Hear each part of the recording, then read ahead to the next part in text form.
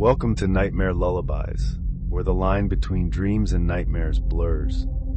Here we share spine-tingling stories that blend the thrill of horror with the calm of sleep, perfect for those who love a little fright before drifting off. If you love horror that lingers in the shadows of your mind, don't forget to like this video and subscribe to the channel for more haunting bedtime stories. Hit the like button and subscribe if you're brave enough. Don't forget to hit the bell icon so you'll be the first to know when a new nightmare has been unleashed. And before you let sleep take you, tell us where you're tuning in from in the comments below. We'd love to see how far our nightmares reach across the globe. Rest if you can. Now our story begins. In the sweltering heat of a Detroit summer evening, a young man named Marcus wiped the sweat from his brow as he stepped out of the corner convenience store. He clutched a cold bottle of water in one hand and his phone in the other, scrolling through messages from his mom, asking him to grab some milk. The street lamps flickered intermittently, casting eerie shadows that danced across the cracked sidewalks. Marcus took a deep breath, savoring the sweet scent of barbecue ribs wafting from a nearby restaurant. It was a simple, familiar scene, yet something about the silence of the city felt off. Marcus had barely taken a sip when he heard the distant rumble of a school bus engine, followed by the screech of tires and the crunch of metal. His head snapped up in the direction of the noise, and his heart skipped a beat as he saw the Osborne High School bus careen off the road.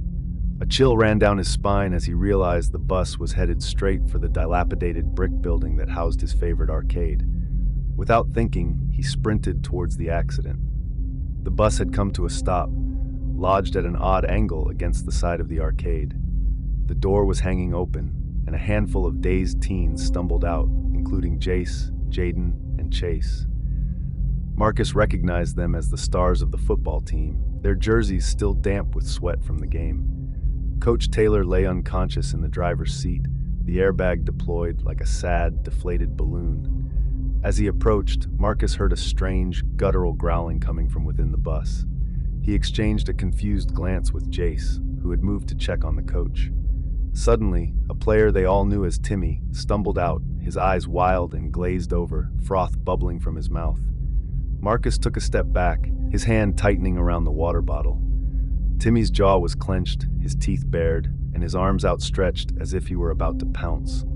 Without warning, he lunged at Jaden, his teeth snapping together like a vice. Jaden's instincts kicked in, and he shoved Timmy back with a strength fueled by terror. The infected teen stumbled and hit the pavement with a sickening thud. The other students looked on in shock, their eyes wide and their breaths shallow. Marcus's mind raced as he took in the scene. Something was very wrong here, and it was spreading fast. The growling grew louder, and more players began to show signs of the infection. The air was thick with the scent of fear and the metallic tang of blood. This was no ordinary bus crash. This was the beginning of a nightmare. Adrenaline pumping, Jace took charge, his voice firm and steady amidst the chaos. "We have to get out of here," he said, his eyes darting around for any signs of safety. "Find somewhere to hide and call for help." Chase nodded, his eyes wide with fear, and the three of them bolted away from the bus. They sprinted down the desolate street, their cleats echoing off the brick walls. The only other sounds were the distant wails of sirens and the groaning of the metal beast that had been their ride home. They spotted a house with a flickering porch light a few blocks away and hoped it offered refuge. As they approached, the door was thrown open by a frantic woman. She looked at the boys with a mix of desperation and hope. "Help me," she screamed, her voice cracking. "My husband's been bitten." The boys didn't hesitate, rushing inside. The living room was a mess of overturned furniture and shattered glass. In the center, a man lay on the floor, his leg twitching spastically. His skin was pale, his eyes glazed over like Timmy's had been. The woman, Mrs. Castellanos, sobbed next to him, her hands stained with blood. Jaden's stomach turned as he took in the scene, but he knew they had to act fast. "We need to get him to a hospital," he said, his voice shaking. Mrs. Castellanos' eyes met his, filled with a sadness that spoke volumes. "It's too late," she whispered. "They're everywhere. We can't leave." The TV in the background flickered to life, showing news reports of similar incidents across the city. The words "infection outbreak" and "stay indoors" flashed across the screen, painting a grim picture of the horror unfolding around them. The house suddenly felt like a prison rather than a haven. Jace pulled out his phone, his thumbs flying over the screen as he tried to call his mom. The call went straight to voicemail. He tried again, his heart racing as the same message played back. Jaden and Chase had similar luck. They were isolated, cut off from the outside world. The silence of the unanswered calls was deafening, echoing through the room. Panic began to set in, but Jace knew they couldn't give up. "We have to get home," he said, his eyes steely. "We'll stick together and find a safe route." The trio stepped out into the night, the humid air thick with the scent of burning rubber and the distant sound of chaos. They moved quickly but cautiously, staying in the shadows cast by the flickering streetlights. Every step brought a new sound that made their hearts race. A shuffling footstep, a distant howl, the shatter of breaking glass. They clung to each other, using their football instincts to stay alert and watch each other's backs. They saw the first of the infected staggering down the street, a man in a torn suit that had once been crisp and white. His eyes were sunken, his skin a sickly gray. He saw them and let out a guttural roar, his arms reaching for them with a terrifying urgency. The boys bolted, their muscles burning as they sprinted down the alleyways that crisscrossed the neighborhood. Behind them, the infected man gave chase, his movements jerky and unnatural. They had to keep moving, had to find a way to survive this nightmare. As they ran, Jace's mind worked overtime, trying to piece together a plan. "We'll head to the high school," he panted. "It's got to be safer there." Chase and Jaden nodded in agreement, their breaths coming in ragged gasps. They had to trust that help would come, that somewhere in this city, someone was fighting back against the infection. The thought of their parents, their friends, and their teammates spurred them on, driving them through the night with a determination they didn't know they had. The journey was fraught with danger, but they had no choice but to press forward, one step at a time, into the heart of a horror none of them could have ever imagined. The streets grew more treacherous with each block. In the dim light, they saw more infected stumbling through the neighborhood. The once familiar sights of their city were now twisted into a macabre playground for the creatures that had once been their neighbors and friends. The boys stuck together, their football gear clattering as they moved in a tight formation, ready to take on whatever came next. They had been taught to face challenges head-on, to support each other, and to never quit. These lessons were now their only defense against the horror that surrounded them. They turned a corner and saw a family trapped in their car, the windows smashed in, the doors stuck. A mob of the infected was closing in, their snarls and growls growing louder with each second. Without hesitation, the three friends sprang into action. Jaden took the lead, using his broad shoulders to barge through the horde, knocking the creatures aside with brutal efficiency. Chase followed, his eyes sharp as he searched for any signs of danger, while Jace brought up the rear, ready to tackle any stragglers that got too close. The family inside the car was huddled together, the mother's hand over her daughter's mouth to muffle her screams. The father's eyes met Jace's, filled with a desperate plea for salvation. The boys worked quickly, using their football gear to fend off the attackers. Jaden's helmet connected with a sickening crunch against a creature's skull, and Chase's shoulder pads knocked another aside. They had to be careful not to harm the humans they were trying to save, but the infected showed no such restraint. The father managed to free the stuck door, and the family spilled out into the safety of their arms. "Thank you," the father choked out, his voice thick with relief. The mother clutched her daughter tightly, her eyes never leaving the boys. The little girl stared at them with wide eyes, her face streaked with tears. They had just become her heroes, her protectors in a world gone mad. Their victory was short-lived, though, as the sound of more approaching footsteps grew louder.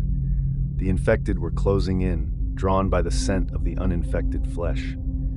"We need to keep moving," Jace urged, his voice low and intense. They had a new responsibility now, and they couldn't fail this family. They picked up the pace, the sound of their cleats pounding the pavement, a rhythmic chant of survival. The high school was in sight, a beacon of hope in the nightmare that had become their reality.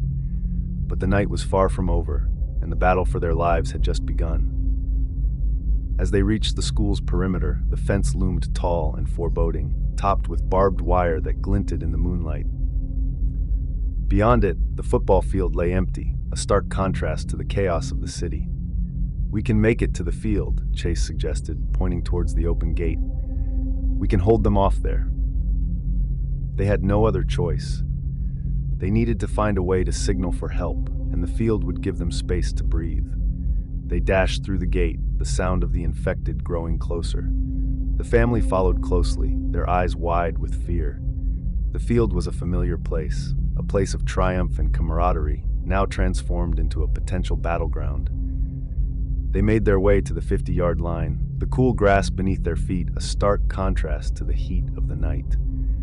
The stadium lights flickered on, illuminating the field in a harsh glow that cast long shadows across the turf. The infected spilled into the field like a tide of decay, their eyes locked on the living prey. The group huddled together, backs to the goalpost. Jace looked at his teammates, then to the family. They had to fight, for each other, for their families, for their city. With a roar of defiance, they readied themselves for the onslaught. The first wave hit them hard, a flurry of teeth and claws. Jace swung his helmet like a battering ram, knocking an infected woman back. Chase dodged and weaved, using his speed to stay out of reach, while Jaden's brute strength sent another creature flying. The family fought alongside them, using anything they could find as weapons: chunks of concrete, a forgotten baseball bat, and a metal rod from the fence. The night grew long, and the fight grew desperate. They could see more infected streaming towards the field, drawn by the commotion. The boys' muscles burned, their lungs screamed for air, but they didn't stop. The line they had drawn in the sand was clear. This was their home, their school, and they would not go down without a fight. As the first hints of dawn began to break through the horizon, the sound of distant gunfire and sirens grew louder. Help was on the way, but would it come in time? The battle raged on, each minute feeling like an eternity. Their world had turned into a living hell, but as long as they had each other, they had hope. The sun's first rays painted the sky a fiery red, casting an eerie light over the battlefield that was once their pride and joy. Jace looked into Jaden and Chase's eyes, and he knew they were thinking the same thing. They had to survive this. They had to tell their story, to warn others, and maybe, just maybe, find a way to stop the infection from spreading. They had to make it to morning. With a renewed sense of purpose, they pushed back against the relentless tide of the infected. Each hit, each tackle, each scream of pain was a declaration of their will to live. The sun crept higher, the shadows retreating, and with it, the number of attackers began to thin. The first responders were close, their flashlights cutting through the darkness like beacons of salvation. The trio stood firm, their eyes never leaving the advancing line of monsters. As the first responders broke through the fence, guns blazing, the three friends and the Castellanos family collapsed to the ground, exhausted and traumatized. The world had changed in the blink of an eye, and they had become the unlikely heroes of a horror story playing out on their doorstep. But for now, as the sun rose over Osborne High School, they were alive, and that was all that mattered. After a brief but intense discussion, the trio made the difficult decision to split up. Despite Chase's pleas to stay together, Jace and Jaden were adamant. "We need to get to our families," Jaden said, his voice strained. "They're probably worried sick." Chase knew they were right. Their loved ones needed them, and the city was too vast to navigate as a group.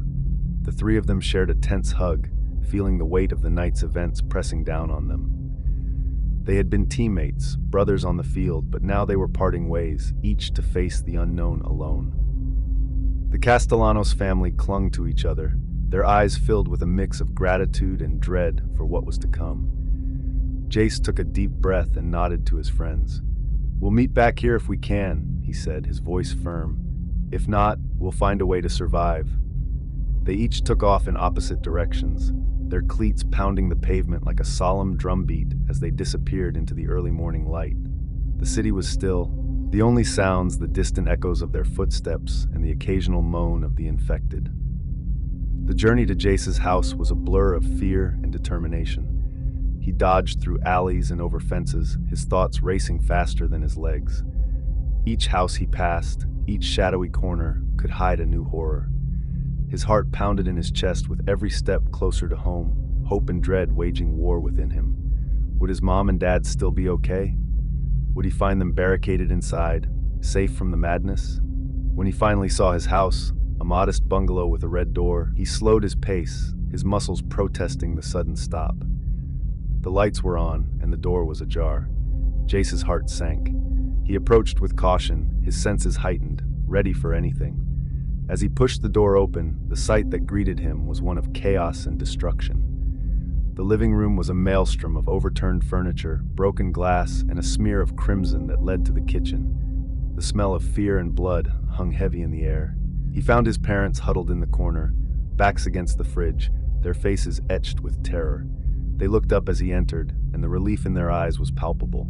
"Jace," his mom whispered, her voice trembling. "Oh, thank God." His dad, a man who had never shown fear in his life, had tears in his eyes as he hugged his son. They had survived the night, but the battle was far from over. The infection had taken their city, their school, their sense of security. Now, it was up to them to fight for their lives and the lives of those they loved. They had to find a way to make it through the day, to find Jaden and Chase, and to uncover the truth about what had happened to their world. The nightmare was just beginning to unfold, and they were all caught in its deadly embrace.